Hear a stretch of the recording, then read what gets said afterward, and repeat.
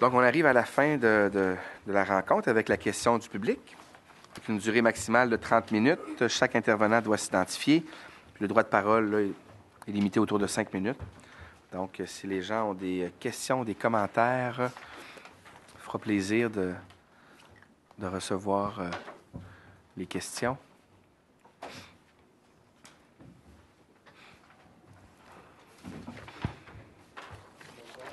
Oups.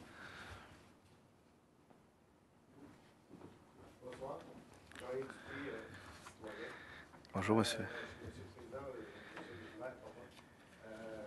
Préparer des petits commentaires suite aux nouvelles de ce soir, de la belle présentation que vous avez faite concernant le fameux dossier du parc.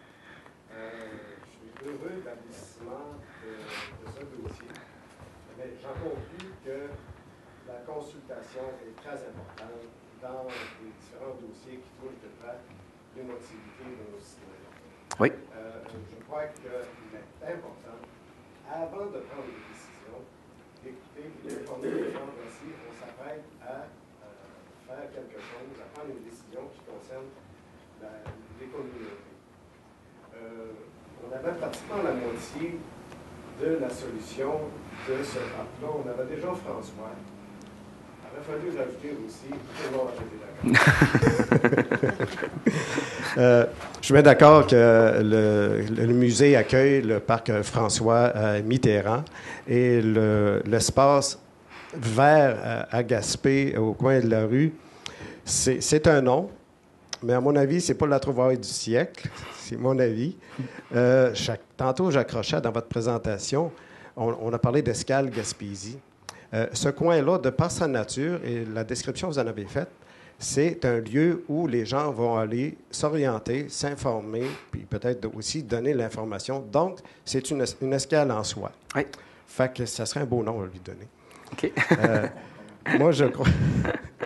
On recommence pas, mais c'est la première fois qu'on a l'opportunité officielle, comme citoyen, de donner notre opinion, puisque ces deux groupes qui ont donné un avis, puis que c'est seulement ces deux gouttes-là qui ont été écoutées par les citoyens. Il n'y a pas eu de consultation publique, à part les initiatives sur Facebook, puis ainsi de suite. Ce qui m'apparaît important, c'est que dans le temps, on avait des comités à la ville de Gaspé, entre autres Gaspard, qui orientaient, recommandaient des choses à la ville via le conseil, le service de la culture et des communications, je pense. Puis ça a été aboli. On a une commission de l'urbanisme qui joue bien son rôle. Pourquoi la ville n'aura pas une commission culturelle qui aurait comme objectif d'orienter la ville dans ces démarches-là, de faire une analyse plus approfondie, plus pointue, pour dire au conseil municipal, voici, ça a été étudié. Au lieu d'y aller cas par cas, je pense qu'il y aurait moyen de planifier également, dans ce sens-là, une consultation plus fonctionnelle. Il y a un paquet de gens, il y a un paquet de compétences à Gaspé, à Rivière-Nord, partout dans la grande ville de Gaspé, qui sont capables de bien orienter, de bien saisir les dossiers. Ceci m'amène à dire aussi que on assiste souvent à du cas par cas. Un projet qui arrive ici, il arrive là dans le temps. Pourquoi qu'on n'organisera pas les états généraux du développement municipal? Il y a un ex-maire qui a déjà essayé. Ça a été avorté parce que, dans ce temps-là, il avait dit qu'il n'y avait pas assez de monde, mais il y avait du monde qui s'était inscrit. Et l'objectif, c'est-à-dire comment on peut camper notre développement social, socio-économique, municipal dans notre ville de Gaspé. On a un paquet d'organismes. On a des organismes qui ont chacun leur plan de développement stratégique, mais la ville, je ne sais pas si elle a un plan de développement stratégique, mais on aimerait que se situent les plans de développement stratégique dans le contrat social de notre ville. Ça serait quelque chose d'intéressant, puis une belle opération, consultation, puis implication, puis engagement du citoyen. Mon deuxième dossier porte sur la salle de spectacle. J'ai entendu aux nouvelles que c'était reporté de 6 mois. On a dit que c'était pour des raisons techniques ou quelque chose comme ça. Je n'ai pas toutes les raisons, les motifs, mais mon interrogation, quand il y a des ingénieurs et des architectes dans le décor, comment on peut en arriver à dire, à un moment donné, oups, on retarde de 6 mois, en sachant toutes les conséquences que ça va avoir sur l'organisation scolaire et la persévérance scolaire, puisque ça va être reporté de 6 mois. Donc, ça va se faire pratiquement, en majeure partie du temps, en présence des élèves. C'est une interrogation que j'avais. J'ai pris connaissance d'un document promotionnel pour la campagne de financement, un beau document, je ne sais pas combien de milliers de dollars que ça a coûté. C'était bien fait. Il manquait seulement la nomenclature de financement de la part des citoyens. Il n'y avait aucune rubrique qui disait, bon, OK, on va vendre tel siège, ainsi de suite. Moi, je pense que toutes les données qui sont dans ça, les informations, on les connaît déjà. Je ne sais pas qu'est-ce qui va arriver par après. Je pense qu'il y a un comité qui s'organise au niveau du plan de financement. Une autre interrogation que j'avais, au niveau de la salle de spectacle, on a identifié 2 coprésidents de la campagne de financement. Je suis bien d'accord, je n'ai rien contre les personnes. C'est des personnes qui ont été bien choisies. Mais compte tenu que la salle va avoir lieu dans un milieu scolaire, dans un édifice public scolaire, on a identifié l'importance pour le développement de la culture, de la présence des jeunes, des élèves et du monde scolaire qui s'occupent de la culture. Je pense qu'il y aurait eu lieu d'avoir aussi une coprésidence de la campagne de financement en provenance du scolaire. On a des intervenants scolaires. J'en nomme 2 pour les identifier. Steve Boulet à la polyvalente Anton-Roy qui fait des merveilles.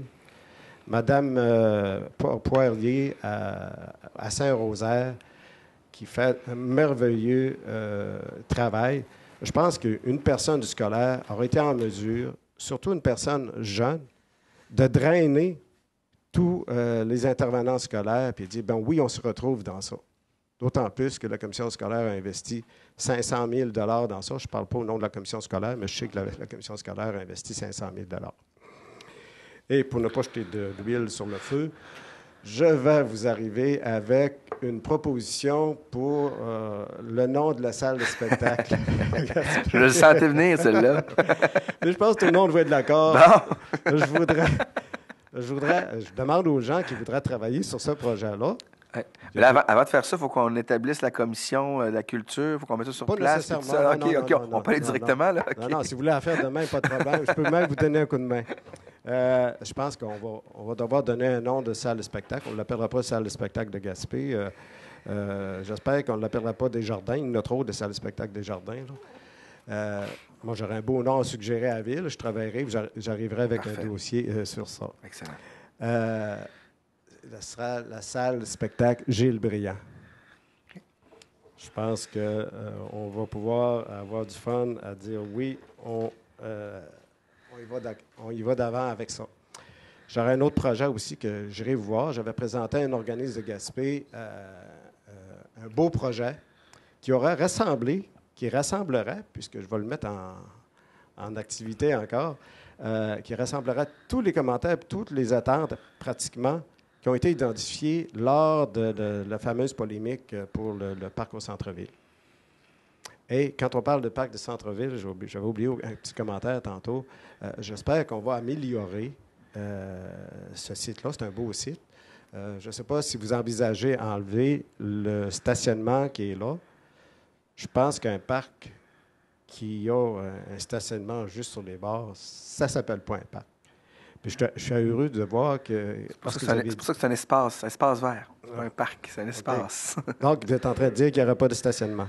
Non, je suis en train de dire que les stationnements vont rester là. Ah ben là... Ah oui, les stationnements vont rester là. Il a été conçu pour ça.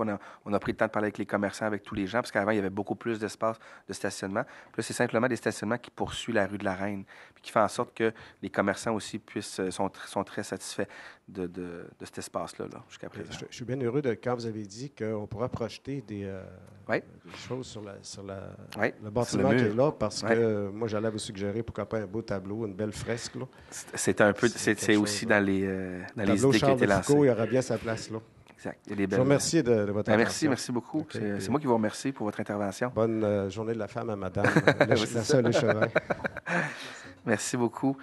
Il y a eu plusieurs éléments dans votre discours. Là. Pour ce qui est de la salle de spectacle, là, c'est justement les ingénieurs et les architectes là, qui sont arrivés là, à établir là, cette programmation-là. Je comprends que ça a un impact, là, évidemment, au monde scolaire, mais ce qui est clair, c'est qu'on ne pourra pas travailler durant que les gens vont être aux études. On parle de construction quand l'école se termine, puis le soir, puis même la nuit. Donc, c'est sûr que c'est un horaire là, qui va être en considération pour respecter, évidemment, là, les étudiants. Puis, c'est justement quand on est arrivé avec l'ensemble des étapes qu'on doit faire pour arriver à la construction. Il faut le dire, là, dès le départ, on s'était donné un échéancier très serré parce qu'on la veut, la salle de spectacle, on veut qu'elle se réalise, c'est normal. Mais on est arrivé avec justement les professionnels au dossier qui ont établi là, un calendrier. Puis ce qu'on propose maintenant, c'est un calendrier qui est plus réaliste puis qui correspond un peu là, à l'ensemble des étapes qu'on doit faire. Pour ce qui est du montage financier, c'est important ce que vous avez dit, puisque vous avez demandé.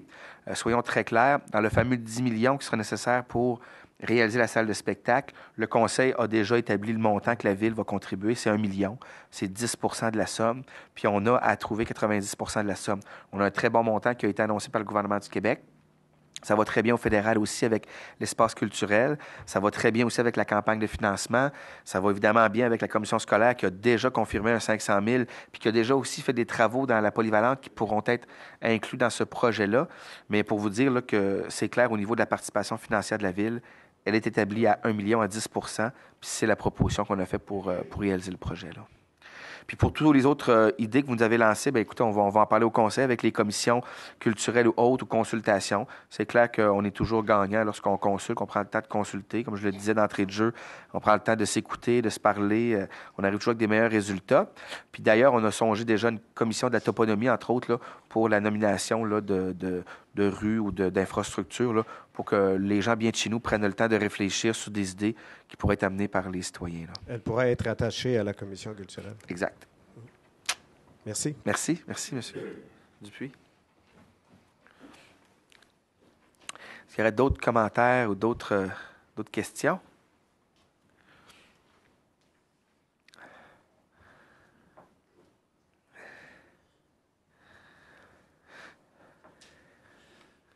Guy Dugal, citoyen de la ville de Gaspé. Bonsoir, M. Duval. Bonsoir. Ça va? Dugal. Dugal, excusez. Alors, comme la neige a neigé, comme dirait Émile Néligan. Oui. Bonsoir, M. le maire. Bonsoir, M. le conseiller. Bonsoir, Mme la conseillère. C'est que moi, je demeure sur la rue Leclerc, qu'on appelle le secteur York. Oui. Je demeure aussi en face de la rue Miller. Oui. Alors, ça fait quand même plusieurs hivers. C'est ma 38e hiver que je passe sur cette rue-là. Et cet hiver, nécessairement, n'est pas comme les autres. OK. Nous avons eu les hivers passés des tempêtes. 6, 7, 8 tempêtes. Avec des accommodes de neige de 75 cm, 60 cm.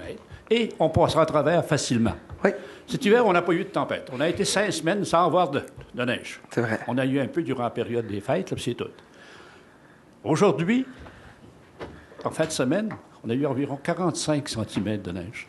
Exact. Et le 45 cm de neige qu'on a reçu sur notre rue en fin de semaine est pire que tous les hivers qu'on n'a jamais vécu sur la rue Leclerc. Ce qui arrive, je ne sais pas, quel contracteur, qu'est-ce qui arrive à ce moment-là. La tempête a eu lieu samedi.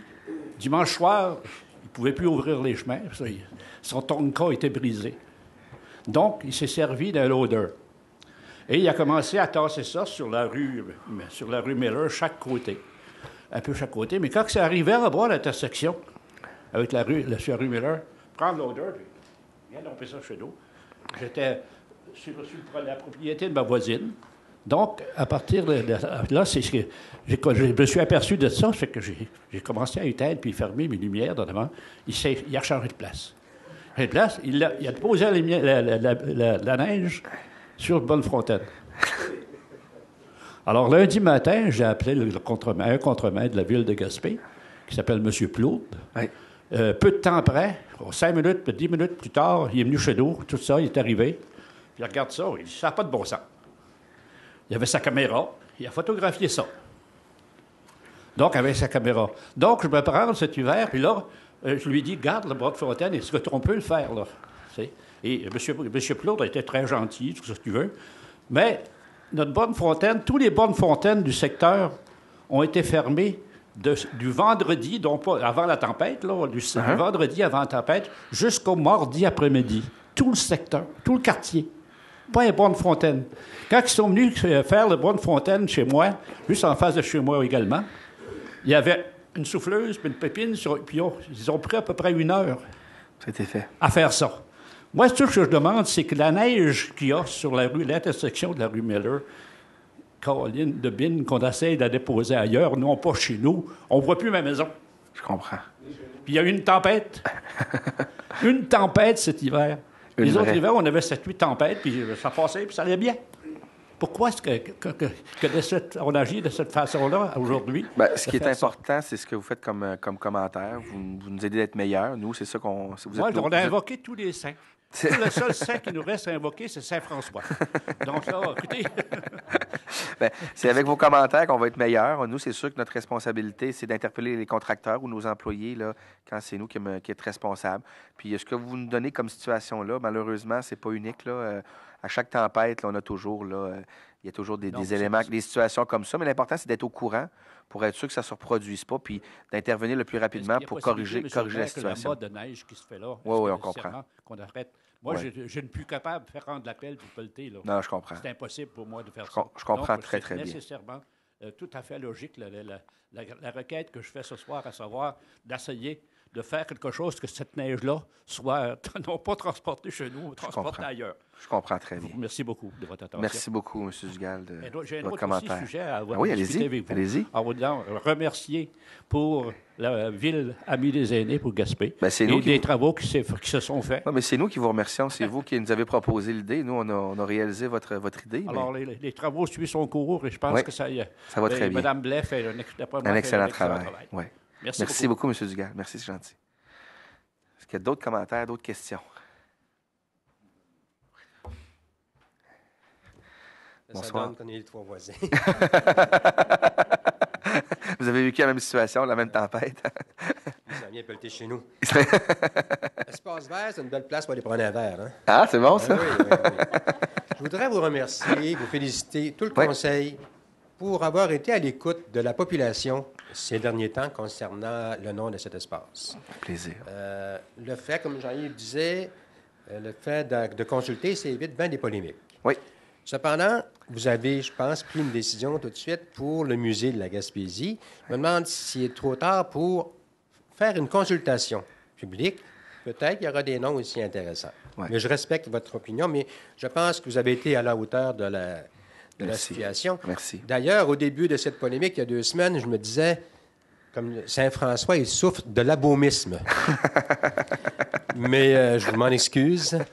Je vous demande pardon. Pas de problème. Vous avez parlé d'un règlement qu'il va y avoir concernant l'eau potable. Oui. OK? J'espère que ça va être l'utilisateur-payeur. Tout à fait. Okay? Au moins. Parce qu'actuellement, 5 personnes dans une maison, il y a une taxe d'eau, une taxe de vidange. Oui. Si vous connaissez des gens qui ont des blocs appartements, des immeubles locatifs à 5 ou 6 logements, de 3,5, une personne par logement, on paye 5 taxes d'eau puis 5 taxes de vidange. Tout à fait. Je pense que ce n'est pas équitable, monsieur le maire. Mm-hmm. Je pense que vous devriez considérer ça dans le projet de règlement de la taxe d'eau. Mais pour y arriver, vous avez raison, mais pour y arriver, il faudrait mettre des compteurs d'eau à chacune des résidences, puis le coût serait supérieur. En fin de compte, ce contrôle-là amènerait un surcoût. On l'avait déjà évalué. Donc, il faut arriver, mais vous avez raison, de trouver une façon plus équitable de taxer au niveau des services. Là, on va se casser la tête. On va se casser la tête, mais le compteur d'eau n'est pas une solution. OK. Vous avez dit que le Parc Forillon a un projet pour Penouille. Oui. Je pense qu'aussi, il y a des projets pour le développement de la plage Oldeman. Oui. Est-ce que ça peut nuire à avoir des subventions gouvernementales fédérales? Non. Ça, c'est déjà attaché. Pour la plage dans le domaine, on a des bonnes nouvelles à vous annoncer. On va attendre pour être sûr à la mi-mars.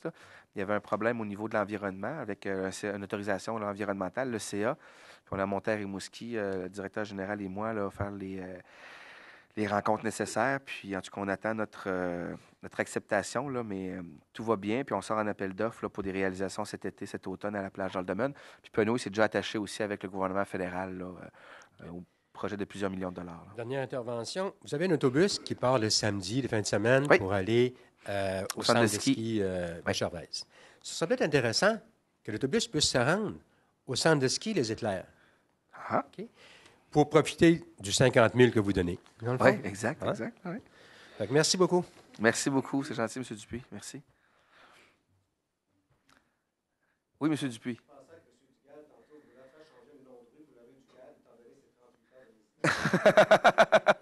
Il voulait l'appeler la rue Dupuis, c'est ça qu'il nous proposait. La rue Du.